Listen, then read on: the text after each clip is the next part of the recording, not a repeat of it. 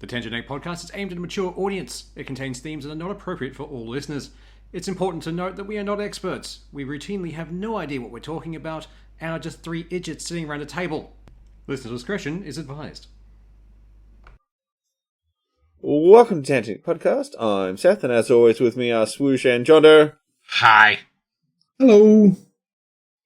And, well, we're going to start with the unfortunately slightly devastating news that Jondoe did get his Steam machine at last, the one who has been the most gung-ho for it and had the strongest use case for actually purchasing one, but unfortunately he has had to send it back. They really don't like you. It was a dud out the box, but I'll go from fucking go to woe. So, ordering the console, like, when I finally got the fucking email, purchased it immediately. Got at 5 o'clock in the morning, the sale was done before 6 o'clock in the morning. I was like, oh my fucking god! And then, that was on a Friday. I got the notification, payment processed. Didn't actually get sent out until the Monday. So all weekend I'm looking at, just send the fucking thing. So, Monday they send it, Tuesday it turns up. Oh, that's a good turnaround. So I got the notification that it was on the way on Monday lunchtime. Monday evening it had arrived in Adelaide, and Tuesday morning it was on a truck. Tuesday lunchtime it was delivered. So 24 hours from being told I'd had it. Well, young bloke picked it up, stepson picked it up. And get home from work. Fuck yeah, gung-ho. Get home, open the box, just like carefully cut the tape, going through all of the process, like, oh my god, this is like fucking magic. I wasn't lying, was I? It's a really good process. It's an experience. Like, for the control of the box in a box, you open it and there's a half flap that folds out, so you get to the next box and then you pull the tape and you open the clamshell and just for a cardboard box you should only ever use once, to have a fabric strap over the top of it to pull it out of the whole box. Like, holy shit. Sturdy as fuck, too. Some of that cost went into the box, and it's fucking worth it. Yeah. It felt like, I've got something premium here.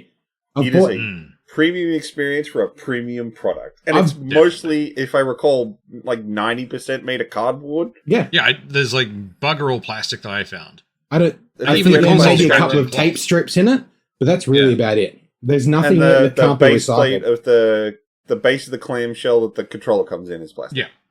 Yeah. I know the mine fact was that everything cardboard. was pulled. Mine was a cardboard mold. Mine was fully okay. Mine cardboard. was plastic.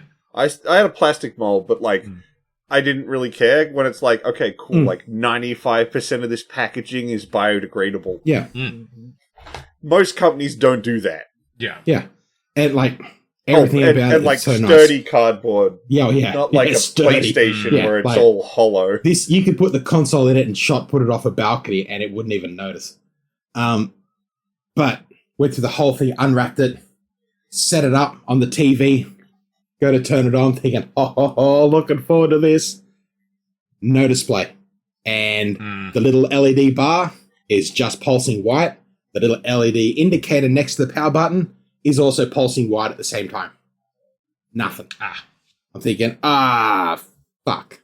So I thought, I went online, found some things to hold the power button, do the purple power cycle, purple, yellow, and green power cycle. I didn't find anything that ever said to do the blue one, so I didn't touch the blue one. Then nothing. So I thought, fuck, maybe it's a software issue. I was going to replace the hard drive, so why not? So I looked up videos all over the internet. Really, there was only 2 at the time. Went through, opened it up, and took it apart. Took the whole thing apart to get into the fuck. If I'm doing one job, may as well do everything. I put in 2 How hard was that? Surprisingly easy. Like, holy shit, this thing is easy to take apart and easy to put back together. Would you say like Nice. easy for a normal person or like PC enthusiasts like us? PC enthusiast, 0 issues. The only thing where I was a little like, fuck, is there's 2 cables that are sort of stuck down a little bit, and they go to the display output and the SSD. They're the only 2 cables that you sort of need to be gently peeled off from the housing. The rest, as long as you've got the screwdriver bit, no issue.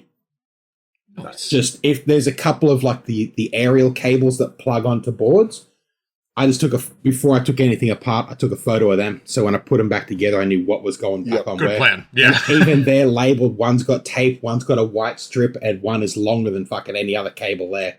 So it's like, I know which ones are going where. Haha.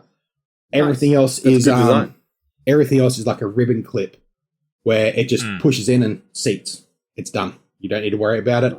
And there's a little metal bracket that goes over every one of them to hold it in place. It's easy as fuck.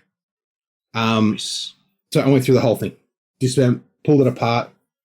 Getting to the RAM is a bitch. It's almost, I'd almost say it's replacing the SSD is like easy difficult. Like you open it up, bang, it's on the bottom, you unscrew it, you put the new one in, screw it in, back together, done. Getting to the RAM is like intermediate. Like it's just slightly step harder. You're taking out a few more screws. You got to remember where a few more things go, but it's not hard. You're going to pay a little bit more attention. Like that's about it. The first time I opened up, it took me maybe half an hour, maybe because I was nervous. I took it apart again after that, and it took me all of not even 10 minutes to take it apart and put it back together. I think that's probably because they expected the hard drive to be the thing people would upgrade first, so they made it the easiest. Whereas I think they were expecting most people would be like, whatever RAM it's got, so that'll do. Yeah. I just wanted to do it. So it's not necessary to do. I just wanted to do it. Yeah. So Your machine. Yeah, exactly. So I also had to change the screw so it had changed from the small SSD to the large 2280 SSD. It's just two screw holes. You just swap from one to the other. Plug it in. There you go. Put the whole thing back together. Because it was a new SSD, I made a SteamOS installer with a hard drive I had lying around here, or a little USB stick. All that together, plugged it in, thought, fuck, I'll just reinstall the OS, and I'll be good to go. Nothing. Still dead consoles, exact same symptoms. So again, I thought, well, fuck it. Before I contact Steam support, I put all the original stuff back into it, so pulled it all apart. That one took me like all of 10 minutes to pull apart and put back together because I knew what I was expecting. Yeah. And then that started my Steam support journey. So contacted them. Within an hour, I had a message back telling me to do one of the same steps I'd previously done. I understand it's fucking tech support. They have a manual of steps to go through. Have you tried this step? Yeah. Have you tried this step? So, right, I'll just play the game. I've tried that. No, it didn't work. Okay. A couple of hours later, we get another thing. Have you tried this one? It's the same step already done, or a different step, but I'd already done it. That went on for a couple of days. They ran me through all the purple, yellow, green, and unplug, plug in. Can you tell us what type you've done, what screens you plugged it into, all that kind of shit. And in the end of it, they just said, okay, well, we've run out of options. We're sending you an RMA sheet and a free postage thing. Put it back in the box and send it to us. So, okay, then, send it back. Do I need to send the controller back with it? This box came with a controller and it's a lot of dead space. No, just take that box out of the center. Any other packaging, throw it back in there. Make sure you include any cables. So that was last night, but they sent that to me. And then today I took the box into work with me. I still have the Steam controller here and the little box that they came in. Printed everything out and went to the post office, handed it over. They taped it all up. I gave it to the post office, and as soon as they had it in their system as a tracking number, I got an email from Steam saying we've accepted your tracking number. As soon as it arrives, a new one will be in the post immediately. Nice. So, and they'd paid for the express pack, Steam had paid for the express shipping. So today's Thursday, so I'm hoping they'll either get that tomorrow or Monday.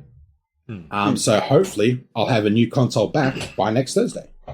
That'd be great. And they've everyone I've messaged about it has just been straight out. Okay, here it is. They asked me, had I opened it? Had I changed anything in it? I said it had been wrong from the start. I only opened it after I had the issue because I was hoping it was just a software thing. Yeah, that's fine. Not a worry in the world. Let's try these steps. And wow, a lot of places would have been like, no RMA, you opened it. Yeah. there's 2 screws on the back of it, which are like built into that back panel. So you can unscrew them, pull them off, and then you're inside the machine. There's 2 more screws at the top of the fan, and the 4 little feet underneath, they're all screws. Every screw in it uses the same screwdriver bit. Fuck yeah. Nice. So you don't have to worry about multiple screwdrivers. It is so The fact easy. that they included that screwdriver. Yeah. So it's not like, oh, I have to go find a screwdriver that fits these screws. It's like, no, here, have the thing you need to undo it if you want to get into the guts of your computer. Yeah. And You own this. Have fun. at no point is there a sticker anywhere on the machine that says void if removed. Fuck yeah. Nice. Open up, just have a look in it. Just have a look at how compact it is, because holy fuck, it's amazing what they've put together there. But there's not a single thing that has a sticker or anything anywhere that I could find. And I went through the fucking thing. I looked on every little chip. I looked at everything through it. I found a magnifying glass. Like, I just want to look at this fucking thing. Nothing says voided if removed. Nice. That's brilliant. I like that. So, Man, yeah, when I get the console back, I'll let you know. But I've had a great time. it still sucks that you had to give it back, but at least they were giving you regular updates through troubleshooting. They weren't like, message, see you tomorrow. You're getting a couple messages a day about stuff you can try and get it fixed. And they seemed like they were really trying pretty hard, even though they were like, oh, he's even opened it. Fuck it. Keep tech supporting this guy. Yeah. And then once they're like, oh, yeah, cool, we're going to get it back, instead of just being like, cool, well, we're going to snail mail that shit back. Yeah. Express post? Yeah, friggin' earth. That's pretty expensive. I wasn't expecting it. And then I went there and I'd been sent an email from Australia Post with a return to sender claim. I'm thinking, okay, I'll go there and it'll take a week to get to them. And I handed it over. She goes, oh, Express Post, this will be good. And she just taped it up and off it went. I'm like, oh, shit. All right, then. But, it's almost like they like the people they're selling this thing to. Yeah. And like, well, it also goes back to that the thing that Gabe said fucking years ago. Piracy isn't a cost thing; it's a service thing. Yeah. If you do shitty service, people won't buy your product. Yeah, and like I offered information that, hey, look, this is the RAM I'm putting into it. I took a photo of the packaging just in case they knew of any issue with that type of RAM. This is the SSD I wanted to put into it just in case they knew. And the next message I got, that's some nice RAM sticks. That's a really nice SSD. Cool. That was all I got of it. Like, okay, cool. I'll keep going. So, yeah, I since, because I didn't want to, when the next one turns up, I still want to swap out the RAM and SSD. Of course, I'm going to plug in and make sure it works before I do anything like that. Yeah. But in doing some research online, the SSD that it comes with, you can, instead of making a whole new install drive, like a flash drive to install Steam on OS on a blank drive, you can get an M2 transfer dock. So you plug the old one in, plug a new one in, and it copies across and just expands the data to fill up the entire storage. I've also found you can take the SSD out of any Steam deck and plug it into the Steam machine, and it will just run. Well, I mean, it's all running SteamOS, isn't it? So there's literally no difference between it as long as it has the OS on the stick. So I went out and I got a M2 transfer dock. It cost me like $20 on Amazon. So it's like, when it turns up, I'm going to make sure the fucking thing runs, and then I'm going to clone the SSD onto the larger SSD and just plug it in. That's hell yeah. Good plan. Instead of trying to do an OS install and make a flash drive and fucking all of that shit, that's just what I'm doing. So, yeah, that's fair. Other than that, as much as it sucks, I've never had to deal with Steam support like that before. I've had a great time.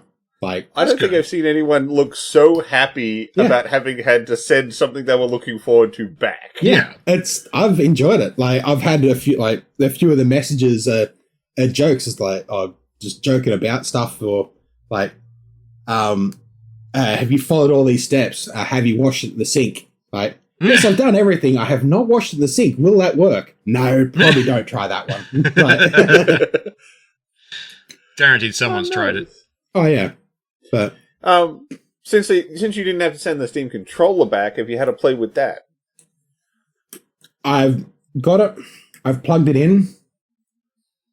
I haven't had a chance to play games all fucking week. So I've got it here. I have watched a lot of TV with my partner because I've always gotten home late, and by the time I get home, she's already on the lounge. And it's like, I can go upstairs by myself and play a game for half an hour, 45 minutes, and then go to bed. Or I can just sit on the lounge and have a laugh. That's why I want the fucking Steam machine, so I can sit on the lounge and have a laugh with her and play a fucking game. So, yeah, I've got it here. I've got it all plugged in and set up. I just haven't had a chance to play a game since the Steam machine turned up. Well, unfortunately, since I can't ask you, like, how it is for you gaming, but how do you feel about the Steam controller just in your hands? Like, I know for me, it felt really good after I'd held it a bit.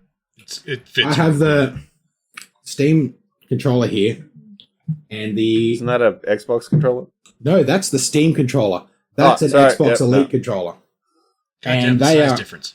They're almost identical. The Steam controller is slightly larger, but the form factor, like top down, they're identical.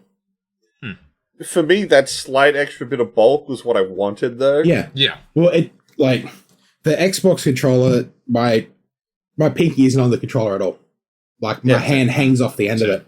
But the Steam controller, I've got that extra little bit of lip on the bottom that I'd still get that, and it just feels a little more sturdy. It doesn't have that, like, I got one of these Elite controllers for pretty cheap, so it's got all the rubber and all that shit on it, which the Steam controller doesn't have, but I like it. It feels sturdy.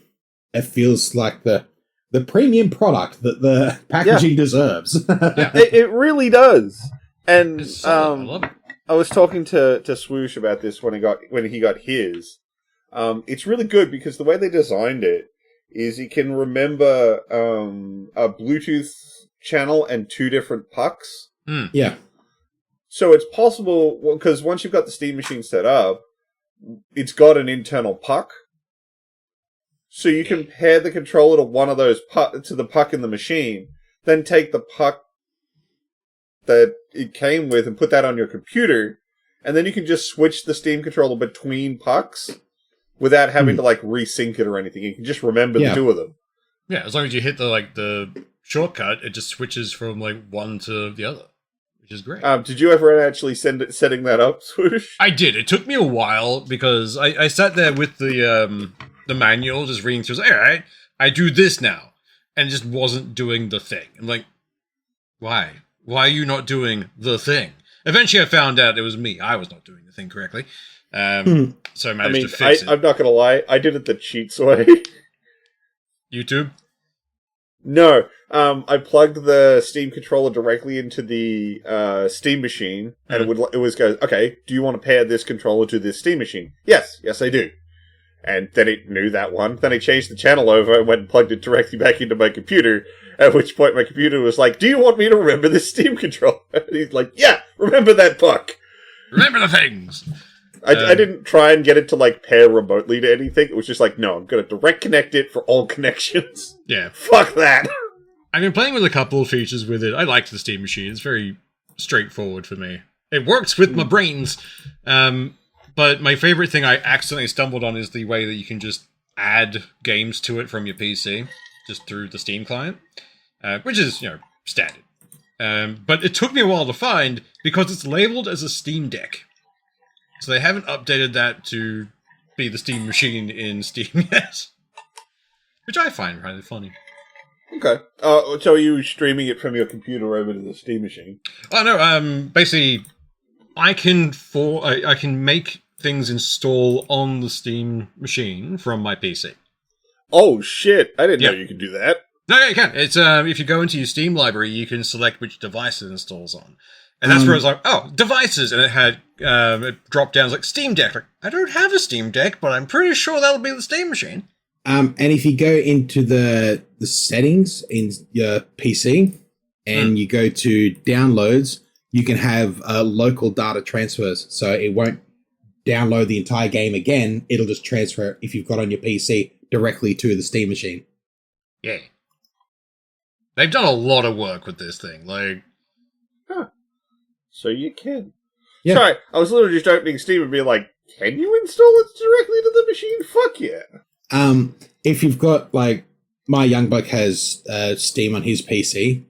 If he has a game installed that I don't have installed and I want to install it, it can pull a file straight from his Steam to mine. It'll pull up any Steam on the network. The network transferring thing's been a thing for ages. Yeah, but it works with the Steam machine, which is cool. Yeah, no. So when I was like, playing other games on the PC, it's like, I want to play something like on the TV later. Just go to Steam, like that one, little like fun game. Put that on the Steam machine. Hell yeah. Nice. I mean, I've been mostly getting use out of the Steam controller. I've been using it for all of my games that I used a controller for, and my Xbox controller is sitting there, sad and unused, with its dead Bluetooth. It knows what it did. Look. It got me through a lot of very rage-inducing games. I'm not someone to throw a controller around or anything, but when I'm getting super stressed, I'll grip the shit out of it. Oh, yeah. Same. So it's done its time. I'm not saying that controller did not get abused. It most definitely did. But it has gotten to the end of its run. It did its duty, and it can now rest in Tech Valhalla, I guess. I still like that the Steam controller screams if you drop it. That is pretty cool. I still haven't tested that. I did test that. You have to have everything set up correctly or it doesn't work. Okay. So you have to have it connected to any computer, PC or Steam machine, while Steam is in big picture mode. Yeah. And then if you drop the controller, it will scream. And I love that is a feature they put into that thing for really no good reason. For some reason, someone out there figured out that they could make it make noises and then programmed that feature. Anytime anyone ever questions them for it, it's like, why did you make it scream? Like, 'cause we could. Why the fuck wouldn't we?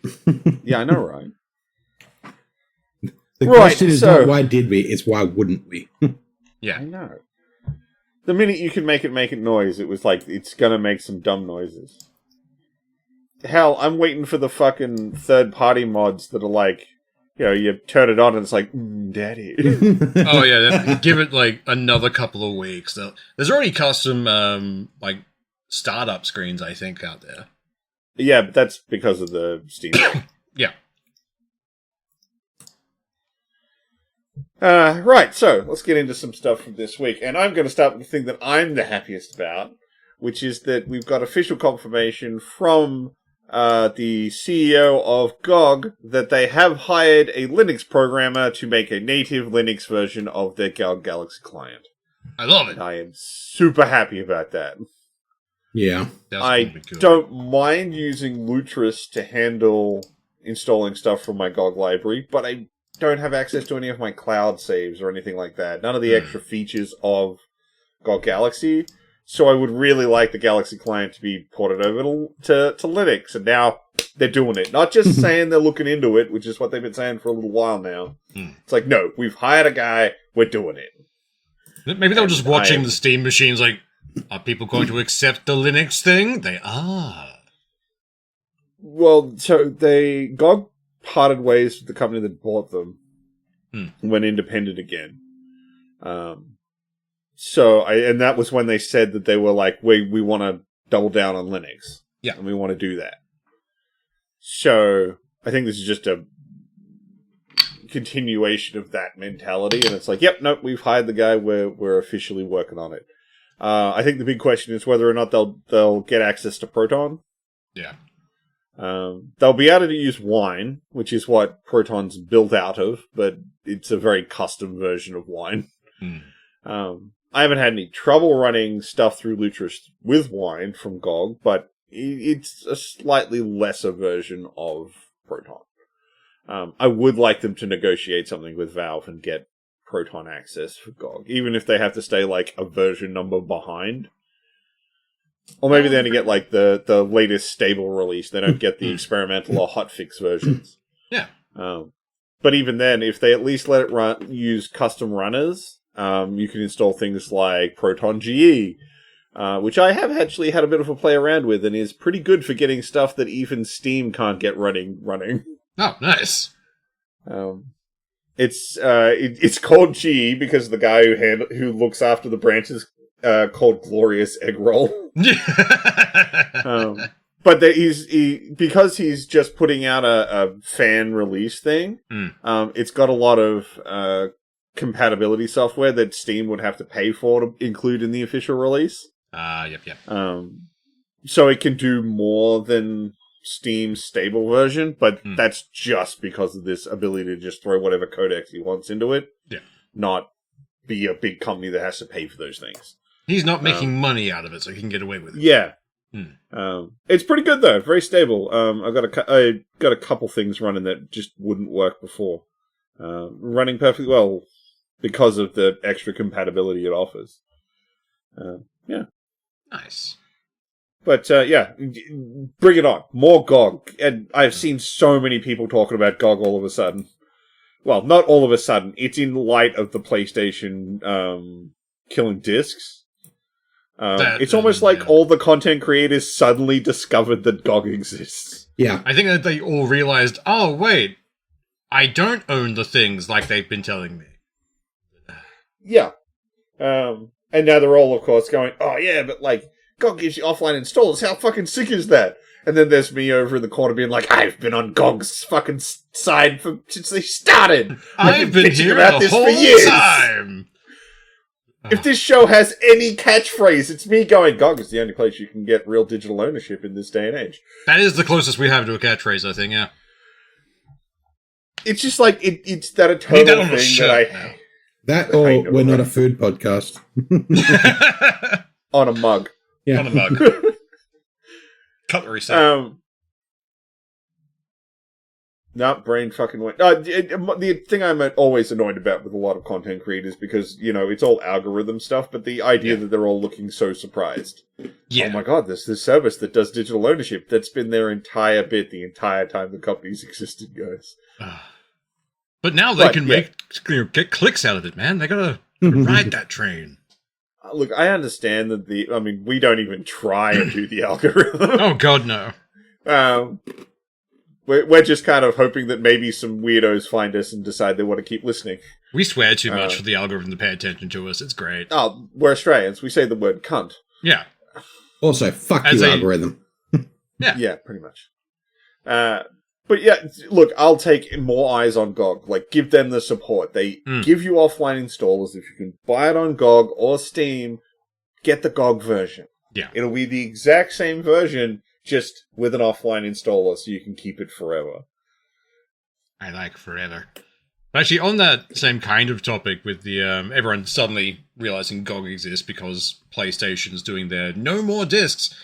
Was it like a week after they did that, they had an outage, and then Xbox had an outage? Xbox had a way worse outage. They did. They had a much worse outage. But it's the fact that it's just perfect timing from PlayStation. Yeah. So you'll have nothing and you'll like it. It's like, then it goes down. It's like, oh, fuck.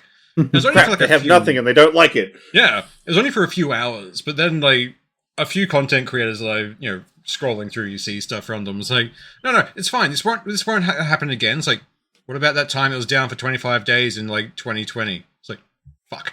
They start listing all the times the PlayStation Network was down for extended days. And it's like, yeah, bud, you can't go no physical and not have the infrastructure to hold that up. Because guaranteed, GTA 6, when that drops, PlayStation is going to crush it. Fucking destroy those servers. You don't even need a big ticket game like GTA to do it. Yeah. If you remember, Silksong took down Steam. Yeah. That was a good game. And that's a tiny game. Well, comparatively, since I think they said GTA needs like 150 gig or some shit. Yeah. God, I hate dumb how number that is. Although, haha to everyone in Australia who was playing the casino in that game. Yeah, apparently you can't play any of the casino games anymore. Because of the online gaming restrictions that that are being enforced now. Because you can buy fake money with real money, which means Yeah. It has a tangible real world value, and thusly it is real gambling. Yeah. And you can't do that in Australia online. Well, not without certain licenses and the whatnot, which GTA does not have. Now, if only they'd, I don't know, limit fucking gambling advertisements in every fucking sport and everything around this fucking country. Yeah. Yes. You can't go that would be nice. You can't walk down the street without seeing at least one U-Bet ad somewhere. You can't watch sport without them. Like at the start of every sports game, they talk about the odds before they talk about the game itself. That's fucking disgusting. And usually they'll talk about not just the odds, the Kalshi odds. I fucking hate Kalshi. It's everywhere. It's become the predictive marketing app. I hate predictive marketing. It's just the new fucking Bitcoin. Like, I think it's more like the new NFT than the new Bitcoin. Yeah. It's the new like tech bro thing. It's just tech bros doing the thing like people gamble on anything. Yeah. All right. What if we give them a platform to gamble on anything? And then it's like, oh, people are making money because they're skewing the results. Oh, we didn't think they'd do that. No, that's the user fault. That's not our fault. Like, as they sit back and take their cut from every fucking gamble. Oh yeah. Yeah. Oh, God, that shit's dumb. Sucks. Although, speaking of like the dumbest shit that I cannot believe this. Like, I know we were preemptively talking shit about this because we all thought it was stupid. Have you seen how much the fucking Halo campaign Evolved is getting dragged right now? Oh, yeah. Yeah. Oh, my God. Holy shit. Some of the weird decisions they've made. Like, one thing that just kept popping up is the chick who runs the ODST clearly hates Chief. And it's like, okay, fair. Canonically, ODST were always a bit testy because they got replaced by the Spartans. They used to be top dog. Now they are second fiddle. And... Well, also the Spartans were canonically created to beat the shit out of humans, not fight aliens. Pretty much. They were meant to fuck up the other ODST factions. But everyone's giving that shit. I agree to a point, because I don't like the way she's portrayed, from what I've seen. I haven't played the game. I will maybe wait I've until been it's on seeing a lot of... with her, they do a lot of tell, don't show. Yeah. Yeah. They don't trust the players to pick up on the fact that she doesn't like someone. They need to have her keep telling everyone she doesn't like Chief. Which is the reason I don't like her. It's too advertised and just screaming in your face. It's like, But also, like, the design decisions of, like, the invisible elites, as soon as you walk near them, have a giant red mark over their head. Yeah. Why? You can't kill female NPCs without being one shot by the ODST leader. But you can kill any male, quite happily. But that's got the internet in a weird tizzy. Yeah. I don't get it. They've made some weird... The fear of those invisible fucking elites, like, that still haunts my dreams. Like, the first time you encounter one, it's oh my fucking God. And it was like an accomplishment. When you first see the doors like open and then nothing comes through and you're like, oh, nothing came through, okay. And then you get fucking stabbed. Yeah. Needles to the face. And then the sword is like, oh, fuck. Yeah, that lives rent-free in all of our heads, I think. It's like a core memory of fear. It's like, oh shit. And then it's just like really dumb stuff like, if you change seats in the Warthog, you teleport. They didn't recreate the animations. The animations were great too. Like, yeah. I think I put it in one of the group chats where it's the flipping between the turret and the front seat was so smooth. Yeah, and you threw in a comparison from the new game and the Master Chief Collection version of Halo Anniversary. Yeah, and I get they're probably trying to save a bit of extra storage space wherever they can. I don't fucking care. Yeah. They push this thing as like the premium best version of Halo. Well, you can't cut shit out. One of the... I don't want to say it's like defining, but it felt really cool when it happened. You remember in the Truth and Reconciliation, you go through the whole canyon section fighting up to the grav lift? Yeah. They cut the cutscene from going from the ground up the grav lift. Oh. Why? They just didn't do it. Although they did put to rest fucking in-engine. It was just something you watched. No, but they would have had to puppet everything in the... They would have had to puppet everything in Unreal 5 and recreate the scene, and they just didn't do it. You now just complete the mission, and then you're in the ship. That's jarring. Don't like that. It's the most active, lazy fucking game. Like, it's just, look what we can do. It's so pretty. We're not going to do any extras. Just look at the thing. Yeah. Well, the extras they did do were the 3 prequel missions, which are stupid. Yeah. From everything I've heard. Again, I haven't played it. I'm not giving them my money. Yeah. Not unless they heavily discount the shit out of it. If it goes below $50, it gets into impulse purchase range for me. But until it does that, I'm not touching it. Agreed. I've heard the whole prequel campaign thing, the little 3-episode shit they did was pretty mediocre at best. There's a scene where they run into one of the prophets, and then he does a fucking roster rundown of all of the Covenant right in front of them for no fucking reason. Interesting. Like Johnson and Chief are standing in front of him, and he's like, "We're the Covenant. We're really cool because these guys are with us, and these guys are with us, and these guys are with us." It's like, what the fuck, man? Most people know that the elites are called the Singeli, but do you want to know what the grunts are called or the jackals are called? No one gives a shit! He's the prophet. They're called Loose Lips Larry. He's like, fucking Larry, shut up, stop telling people our secrets! Apparently, like, a lot of the combat sandbox is a little more jacked up because they tried to spread more guns around to smooth out the gameplay. Well, that just means that you don't have the feast and famine that you used to get, where it was like you'd run into just before a big encounter, there'd be some guns lying around for you to get ready for it. Then you'd have to fight through it, and then you'd have to fight through the next section of game with the diminished resources. Now that apparently there's a lot more like, I'll just find more stuff, it's fine. Yeah. But like the whole bit of tension of like, I really want this sniper rifle, but I've got 3 rounds left on it, and I know I'm about to run into some shit, but I really want to keep it. I don't want to pick up that plasma rifle there. Yeah. Like, it added that little bit more tension to it of the decision making. They throw all that shit around, you lose it all. They slightly jacked up the battle rifle. Not in a way that I think they thought was going to affect it too much. They allowed you to do a sort of aim down sights, which lets you sort of zoom in with the battle rifle. The problem is that now turns the battle rifle from a close to mid-range to a mid-range to long-range weapon. Yeah. And in maps like, say, the Silent Cartographer, where at the start of that mission, your only long-range weapon is the Magnum, well, why would you use the Magnum? The battle rifle's got you now. Yeah. And they apparently redid the library. I saw instead something about that.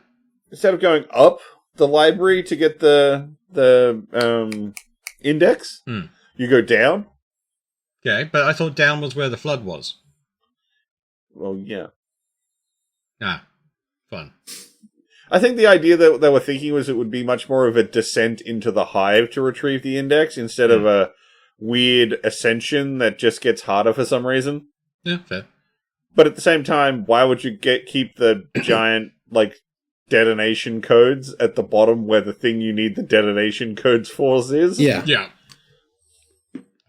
Apparently it's really cool, it just makes less sense. That's true. There is one thing that they changed, which it popped up on my feed.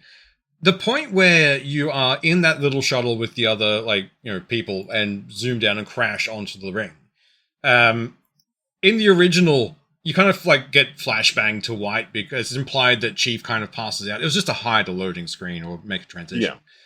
But when you get back, you're standing in the exact same spot and everyone around you is dead. But there's no obvious reason as to why. This was a limitation for their graphics at the time. So the fan theory was because Chief was standing there and someone says, hey, do you want to see? It's like, no, I'm good.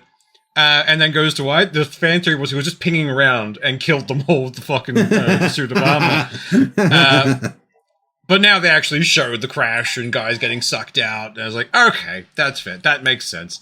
But a lot of the fan boards were like, oh, we liked that. I think that's where they sort of ran into, that was the sort of stuff we wanted them to do with this remake, was well, if you want to add stuff, add texture where you couldn't add it before. They were hiding a load screen behind that. So now that you don't need that, I guess you can show more. Yeah. That's what we were hoping from this, was mostly maybe some slightly altered combat arenas with a little more complexity and flesh out some of the cutscenes. Apparently that's not what they fucking did. Well, that's the thing. Like, once they do a full rebuild like this, it's hard to stop like higher-ups in general from touching things, I guess.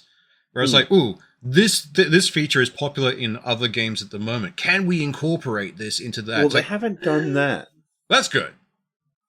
Apparently, like, most of the core stuff is the same, although, like, Halo had a really minimalist HUD.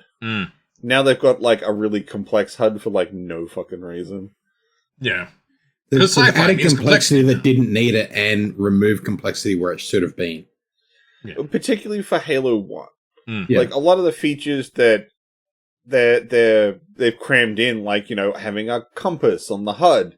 Well, that made more sense in later games where we had larger open spaces that you might need to know where the objective is.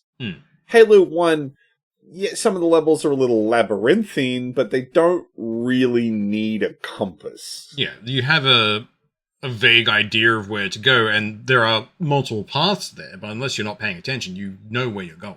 It points you. Like, I think the Silent Cartographer is actually a really good example. When you get inside the island, you're not on the outside anymore. Like, that can be a little confusing, but you know that you need to descend. Yeah. So long as you can find a ramp going down, you're probably going the right way. And then, of course, when you're leaving, it's the reverse. So long as I can find a ramp going up, I will probably get where I'm going eventually. Yeah. It doesn't need a compass. It was never that bad. Yeah. Oh, they fucked up the sound mixing something fierce. I have heard it's a bit... Like, everything is slightly muffled in a way. Like, all the guns aren't as crispy as they used to be. No, one of the ones I think is a real fuck up. Remember when you first, you're in the very first level, you've just taken control of Chief. Yeah. And you're running down the corridor and, like, the explosion happens and kills the guy with you and then you jump over the pipes. Yeah. That's where it first starts, that first really, like, music. Yeah. It's really good. It really start getting you pumped up for the action that's about to happen. That is significantly quieter in the new one. To the point where it's I would hardly even call it background music. Oh, that's unfortunate. How's it supposed to get you fucking pumped for what we're about to do? You're the fucking Master Chief. Let's go wreck shit. That's what Doom and Halo were great for. Like, the soundtracks for them were always pretty fun. And they would always hype you up with whatever battle you're going into. So, it's a bit disappointing. It seems like they may have gotten distracted with other things. Like, we didn't need prequel missions. I would have been happy if it had just been the original game upscaled with maybe a bit more balancing for certain things. That's fine. Look, I think I'm pretty sure they probably did those 3 missions to try and justify the extra cost. Full price tag. Yeah. Because if they just done a remake, yeah, cool, it's on Unreal fucking whatever, 5, I think they're up to. And we did some, like, level rebalancing and stuff. Cool, that's awesome, but it's just Halo. And Halo Anniversary Edition still looks fucking dope. It does. There's literally no reason this couldn't have been a DLC for the Master Chief Collection. Oh, 100%. Yeah. Completely agree. Same. But I think that's why they did the extra missions. To try and give it that it shouldn't just be included in something, it should be its own thing value. Plus, this is the version they were putting out on the PlayStation. Yeah. I think that's why a part of why they did it, but it didn't add anything. It actually screws things up because it suggests that Johnson and Chief have a much more buddy cop style relationship, which then of course doesn't happen in the game. You play these 3 prequel missions, think these 2 are friends and have a lot of banter, then you get into the main game and they don't talk. Yeah. Because they weren't like that in the first game. Pretty much. So why did you make a prequel campaign for it that implies something that isn't going to happen for the rest of the fucking game? Well, that will require them to think further ahead. And that can't be done with game devs at the moment. Look, I mean, like, if you've never played Halo, it's probably pretty good. But I played the original back when it came out. I was an early adopter on the old Xbox and picked up Halo for that. And it was fucking sick back then, and it was sick every other time I played it. And it was amazing playing it through on the Master Chief Collection. Then when I finally got to play the Master Chief Collection on the PC, holy fucking shit, that shit fucking rocked. Yes. It's still good. And for the money you could buy campaign evolved, you could just buy the Master Chief Collection. Yeah. At which point you get Reach, ODST, 1, 2, 3, 4, and that's it? Yeah, they didn't bring 5 in because 5 wasn't out at the time. I think they're trying to hide 5. I would not be surprised. Like, Yeah. I would hide 5. But I think that was it. I think that's everything in the Master Chief Collection. But like we're talking that's it. full games here, not like stubs or anything. That's the original 3 games, which are excellent. 4, which is so-so. Reach, which is how you do an actual prequel, you nubs. I need to finish playing and Reach. ODST was a good spin-off. Yeah. And Like it isn't just like value. it isn't just and here's your game, play his chapters, it gives you option, here's this arc, or here's this arc. It gives you other play modes to tell different stories within those games. Here's this character's arc with these missions, or this is the events of this thing where we're playing these missions together. Like, it actually tells different parts of the stories with the exact same content. It's really fucking cool.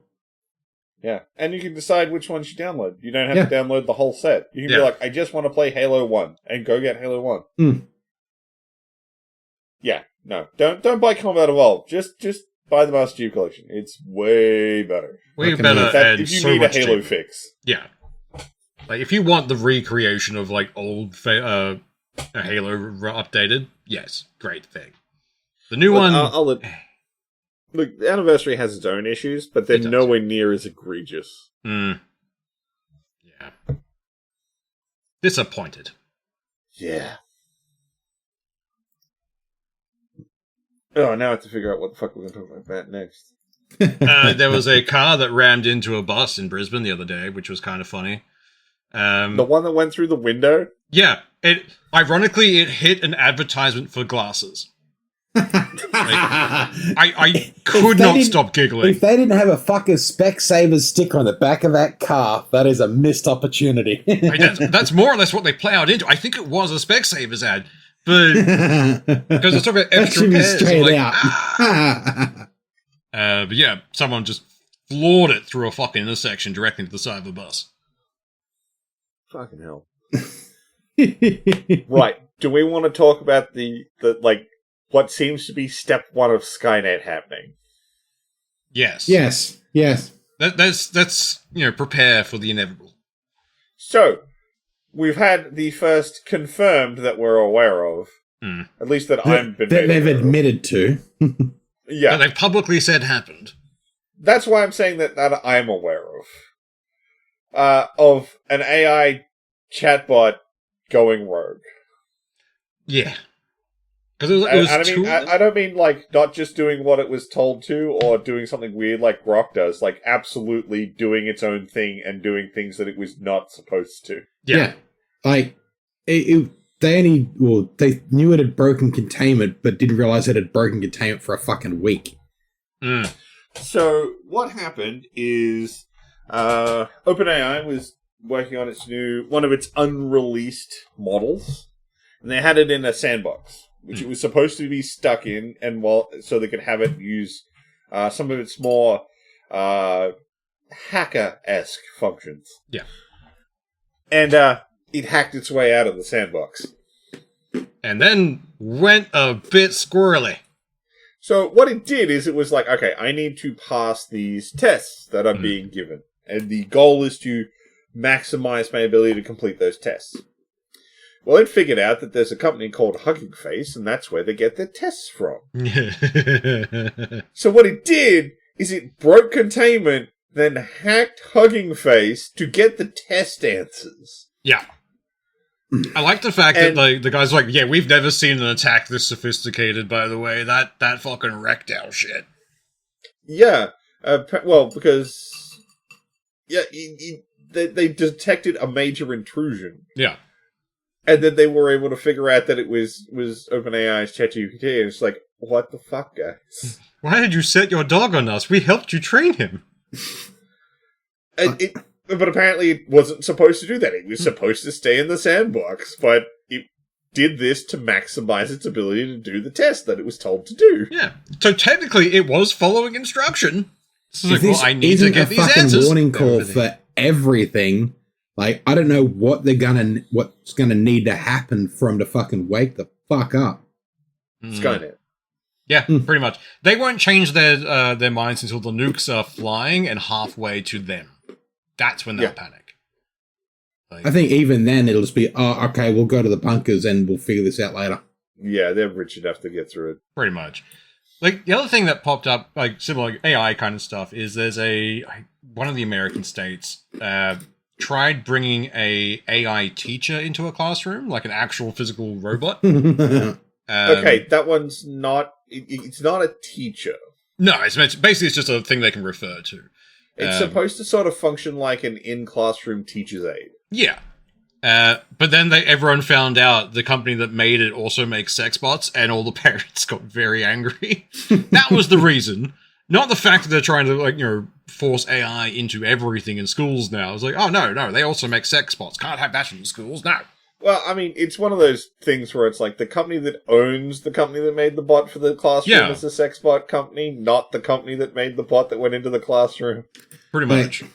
Can you imagine, I don't know how you were at school, but a substitute teacher wouldn't get us to do shit. Like, we were atrocious to a substitute teacher. Like, an AI teacher would get treated so much worse. Like, holy shit. Oh, guaranteed. That's when you find out they have, like, the T-800X, internal skeleton. That's how they keep the kids in line now. Oh, man. Yeah, the idea of it was supposed to be so that, like, if a kid had a basic question, instead of distracting a teacher who may need to be helping other students who need more assistance, they could interact with it. Or the teacher could be like, what's the next thing on the schedule? And then the robot could tell them without them having to go look for a diary or something. Yeah. Like, it's supposed to exist as a teacher's aide. Still creepy. Very creepy. Have you seen Keep the pictures of AI these out. things? They look scary. It's well deep in the uncanny valley. Yeah. It really is. Although, like, speaking of other weird, like, hacking stuff, did you see the thing that happened with Mecha Chameleon? Yes! A mod was used as, like, malware, wasn't it? No, it was custom levels. Oh, custom levels. Okay. Somehow the custom levels got through all the moderation stuff that's on Steam, got onto the Steam Workshop, were downloaded by people, and then, when they fired the level up, it would call out and download malware. Yeah. This is apparently the dev was like, they lost access to their own systems because they were trying to fix it, and it broke their own containment. They lost access to their Discord. I don't even think they've got fixed. The Discord. I don't think they've gotten back yet. Well, they had. They did. They've got the Discord back.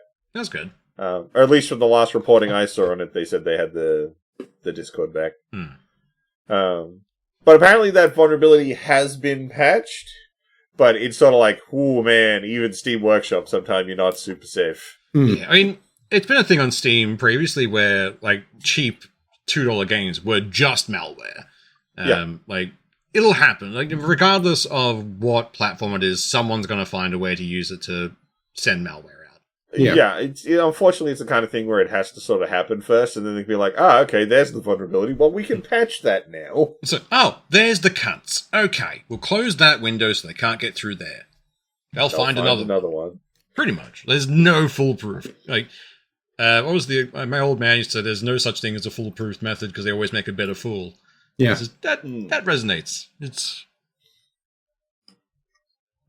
Well, nothing's foolproof to a talented fool. One thing we forgot to mention back when we were talking about the PlayStation stuff, I think it's end of next month, there's a group planning a week-long blackout of PSN. They want a collection of users to not log into PSN for 1 week. They've tried this so many times, and it never works, so they always fail. I know, but it doesn't mean that I'm not going to be like, maybe this one might get somewhere. We can try. I'm not expecting it to, but I hope. And I feel like people might be angry enough to just not sign into PSN for a week. Yeah. At least enough to cause a blip. Because that's the point. They understand that Sony is Sony, and Sony's going to do whatever Sony's going to do. Yeah. And they don't want to punish all of the smaller developers that release content onto PlayStation's network by being like, no, don't buy anything. They just want to do it for 1 week to show Sony that there is a large group of people who are angry. Yeah. And the only way they can do that is to do something that Sony can't just sweep under the rug. Creating a blip would be it. Yeah. Which, again, is why it's only for 1 week. They're not trying to be like, nah, do it for a month or never buy anything from them again. Well, one of the reasons, that way. like the creators or like all those people who started it, one of the reasons they said they wanted it for just a week is they didn't think people would be able to go an entire month. And it's like, that's a bit too long even for us to hold out. So keep it a week, it's short, and it gets the point across, and we can always do it again later. Especially because, like, if you do it over a week, most people, they work on, well, most adults, let's face it, work a 9 to 5. Yeah. So you're not playing your console during the day. You skip a couple nights gaming. It's not that big a deal. And you're only asking them to be like, miss 1 weekend. Yeah. That's it. You gotta miss 1 weekend. What dates do they say it was going to happen? Or did they I think it was the end of October. I think it was the end of August, the last week of August. You watched there be an event on COD or something. Oh, yeah. For that Some week. to bait people. Especially now that it's out on the open web of what they're doing. Like, they're going to try and lure them out. Also, with like that whole not doing physical media, that next God of War spin-off, they've come out and said, we're doing physical media. Like, we'll be releasing a physical disc of it, which is due to release after that point. Nice. So it'll be interesting to see. I think when they get a big enough studio, they can be like, no, fuck you, we're not on board for that. They're probably also going to produce the discs and stuff for that before the shutdown. Yeah. It's August 23rd to 30th. Oh, fair enough. I will continue to not play my PlayStation. I've got to continue not playing the PlayStation, I don't know. Yeah, me too. I don't even need mine. I'm basically going to hand mine off to my nieces and nephews. Like, here, a thing. Enjoy. There's a library of games. I have a Steam machine now. I don't need this peasant console. I don't want to play this thing only plays anymore. one kind of game.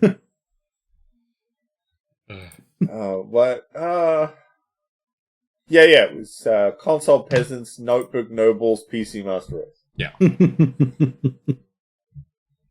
I guess now there's a fourth one between notebooks and PC now, which is whatever the Steam class is. The Tablet Tyrants. Alright, I haven't heard that one. That's almost like Steam iPad machines. kids. Like, you take it away, they screech. Yeah. But I think that's what they call you, not what you call them. Yeah. I'd probably call them a whiny bitch, but, you know. Pretty much. At the same time, I'm not going to pretend like when I was a kid I wasn't a whiny bitch. Oh, yeah.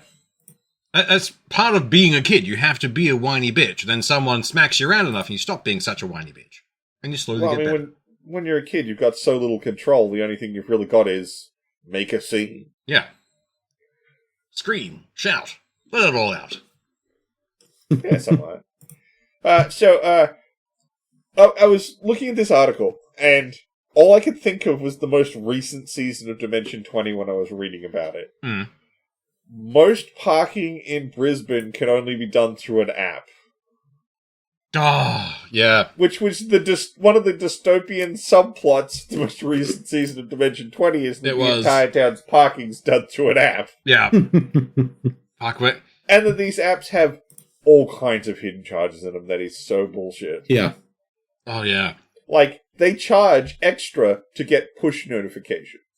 That's the fucked up one. Like, it's not a small amount either. Like, fuck. The fucked up one is the dollar surcharge per month per vehicle. Okay. Go fuck yourselves, app creators. Yeah. Jesus. The fuck is wrong with, like, I hate anytime something gets turned into an app. I resisted so much when all those restaurants like, here, scan the QR code. Like, just give me a menu. No. I need to understand that surcharge. Like, per month, per vehicle. Yeah. Is that, like, if you're leaving a vehicle there for a month, or... No. That's Just just to be a on the app. monthly charge. Just to have it registered on the app. So that's so that you can access the premium features like push notification. And parking. Yeah, I can see the faith That- in humanity dying in Jondoe's eyes, and it's amazing. It was already, like, my faith in humanity was already pretty fucking low. Yeah. Mm. Just old yellow that humanity. Mm. But yeah, no, like, anytime something just goes, oh, we're going to make an app for it. Like, not everything has to be an app. Can you stop this, please? Oh, what I was going to say, I actually didn't mind the little capture codes that all the restaurants use. My problem was when they were like, now give us all your email and stuff. Yeah. Yeah. Once they all realized that you can't get people to do that, and just were like, fine, just order at your table, I'm like, that's fine. I'm okay with that. Yeah. Just I everything don't want to talk to you any more than you want to talk to me. Everything wanted to log in. Like, when I was, back when I was looking for work, that's one of the things I hated the most, when you had to log on to a website to input your resume, and then type out your resume, and then make an account, and then they sold your fucking data. It's like, this job didn't exist. This existed long enough for you to get all my shit.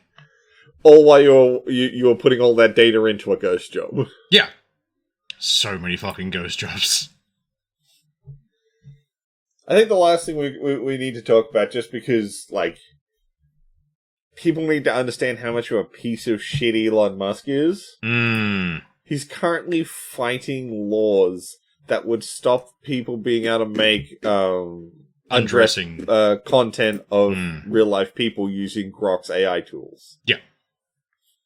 The fact that he's trying to stop that should be enough to have them, like, investigate him. Come on. I believe it's called nudification technology. Yeah. Which, back when it first happened, it's like, oh, no, it's fine. We fixed it. Only the people who pay us can do this now. Like, that doesn't fix the issue. That was not the problem we had, that it was free. And, yeah, a bunch of politicians have had content made about them, and very unflattering and unsavory things done to them using AI tools. And, Musk is fighting this. Yeah, he's trying to sue the state that basically banned it, and the fact that you're, like, what lawyer has he employed that thinks this is a good thing? One that is getting such a paycheck that it doesn't matter that their reputation is fucked. Yeah, literally. That's it. I think Musk might be back on the ketamine. Like, that's the only way I can think he got to this decision. When did he get off?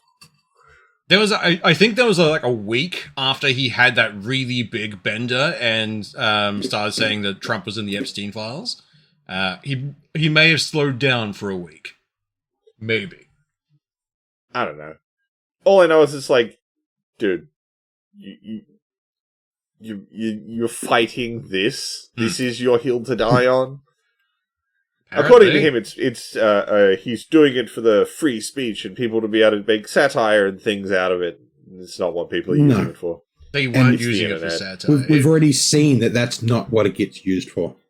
Yeah, like one of the UK politicians that had it done to her, it was violent things that were generated. Yeah. Like, this is scary, guys. And there's like two young girls who are currently suing Grok, or the company that runs it, because that was happening to them, and they got their lives, like, partially ruined. Yeah. And it's like, no, you get that money. Grok is part of XAI. XAI is part of SpaceX. SpaceX is owned by Musk. Yeah. It's all connected. Also that he can make that SpaceX IPO look good. Yeah, pretty much. Which pretty much everyone's waiting for, and when's the crash happen, because it's not worth that much money. Yeah. For a second, I thought he meant crashes in one of his rockets when he's on it, and I'd be okay with that. I want one of these billionaires to try and launch up into space and not come back. I don't like them. They are crash the rocket into the data center. Yeah, yes. I still love the people who are like, yeah, just start planting bamboo near data centers. Like, smart. Oh, that one's so good. It's mean. I love it. Well, it makes a perfect sound barrier. It grows fast. You don't have to wait ages. It fucks up data centers, but we're not going to talk about that. You can't get rid of it. What was it? Do you remember there was a like a reel or something going around of a guy's like, "Don't do this," and screaming into a server bank, and it's like fucking up the server. Yeah, or and then the guy, the bandwidth load because the vibration was fucking it up. And a guy is like, he made this massive old like yellow school bus from the Americas and is covered in speakers. He's like, "My time has come," and started making that kind of content. And then they towed his fucking like truck. It's like, fuck you guys. Of course they did. Maybe if you had better fucking soundproofing, there's kinds of things. Yeah, you wouldn't have the issue. Well, like they've already started seeing in small areas where these data centers are popping up. The local councils are restricting the amount of questions you can ask at a roundtable about AI. Yeah. Yeah. It's like, no, we're here to talk about this specific issue. Fuck everything else. Like, the sewer system can wait a week. Yeah, but here's the thing. They got paid. Yeah. They got their money. So they're not going to talk about the thing they got paid for. Yeah. Like, guys, stop shining a light on our corruption. This is not fair. Pretty much. Although, there have been a number of politicians that have started actually running on, like, anti-AI data centers, like, billets, and it's working. It's working real good. Especially here in Australia at the moment. Because we'll wait and see about that. Yeah. They want to open, like, 90 new data centers. Like, no, go away. I think Albanese's last statement was he wanted us to be one of the largest data hubs for data centers in the world. Yeah. Get fucked. When's he going to start building power plants? Never. I mean, look, unless you can find a way to make a data center run off heat, we've got very little to work with, because most of our available lands are fucking desert. We already we don't have the water, we don't have the power. Yeah. The areas where they could fit are all protected lands. So we can barely keep our own grid fucking full. Like, I remember growing up in Mackay, and we'd have brownouts every week, every summer. Yeah. Still get them in Brisbane. Yeah. Like, we don't have enough to feed our current grid. We can't take that extra load. Like, build your own generators, and make it, like, mostly green. Maybe I'll give a shit. But they won't. It'll just be gas burners or coal-fired plants. No, because they also still need the water. Yeah. Like, we don't have the water in Australia to fucking manage this shit. They want to tap the basin. They're going to fuck that up as well. Oh, yeah.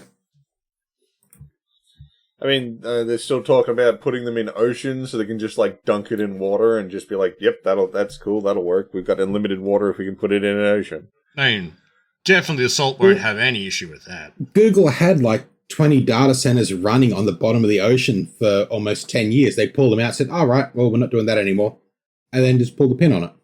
Yeah. That sounds like Google. Yeah. It does. Put just get a bunch of the old, like, freighter kind of, like, the cargo container haulers. Build them on that. Float them out there. Well, see, I don't want them to do that even then, because it just means they're going to boil off the ocean. Yeah, yeah. Well, they're going to do that anyway. The rich are trying. Yeah, but we don't have to give them an easier ability to do it. Yeah. I think we're at the point where the politicians are going to start taking the human suits off, because it's gotten to a point where we've, like, what's the word? Terraformed the place for the lizard people now. Like, I'm surprised they haven't started stringing them off the bottom of oil rigs. Yeah, give them a second.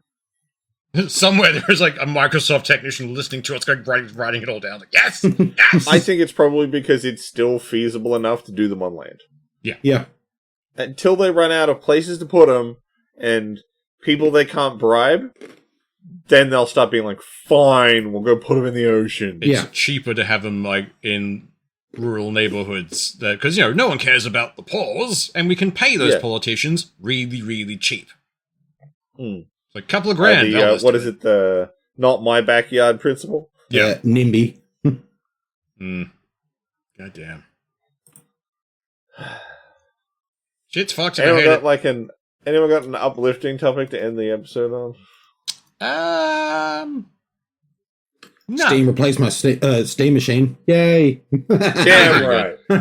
Hell yeah. Go back to... We'll circle it out by glazing Steam a little more. Yep. Oh no, we have to glaze them again. The horror. I mean, that's what I said. Well, you said it, but I was immediately thinking it when I saw that fucking GOG thing. It's just like, yes, I get to talk about GOG again. We have an excuse to glaze the good services. Yay! Look, look, I'll take those instead of having to talk about any of the bullshit that's going on in the world. I am happy to talk about the good things happening with Steam and GOG and that kind of stuff, because otherwise I would be sad and I will cry. Yeah. I'm curious if you'll be able to put that GOG installer on the Steam machine. Yes. Yep. That's awesome. That's just... It's got a full I desktop had a look mode. at that. Yeah, I checked it out before when Seth sent the thing. I'm like, ooh, can I put it? I can put it on the thing. Someone's already made a guide for it. What are you putting what on? Putting GOG onto the Steam machine. Oh, yeah. There isn't a native client yet. Yeah, the program you should use is one called Lutris. Yeah. Well, there's two. You can use Heroic or Lutris. I like Lutris more, but they're all fan-made things. So they're basically just things that can download all the pre-set up runners for the games, so you don't have to fiddle around with Wine and getting the dependencies set up. It'll do it all for you. Yeah. Good times. Well, I think we'll round that out for this week. Y'all have a good one. Bye. See ya.